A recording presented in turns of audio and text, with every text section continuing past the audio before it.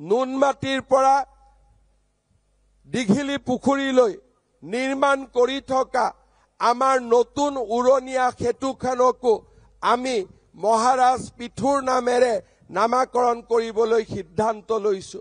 নালন্দা আৰু তক্ষশিলাক ধ্বংস কৰাৰ পিছত বখতিয়াৰ খিলিজীয়ে যেতিয়া অসম আক্ৰমণ কৰিবলৈ আহিছিল, মহাৰাজ পিঠুৱে সেই বখতিয়াৰ খিলিজীক হত্যা কৰি নালন্দা আৰু তক্ষশিলাৰ ধ্বংসৰ প্ৰতিশোধ লৈছিল।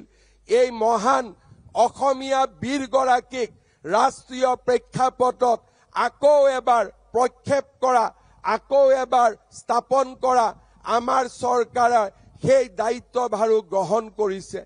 বঙাইগাঁৱত চিলাৰায়ৰ এক বিশাল প্ৰতিমূৰ্তি আৰু উজনি অসমত চুতীয়া ৰাজ্যৰ গৌৰৱী ৰাণী সতী সাধনীৰো এক বিশাল প্ৰতিমূৰ্তি স্থাপনৰ বাবে ৰাজ্য চৰকাৰে সিদ্ধান্ত গ্ৰহণ কৰিছে।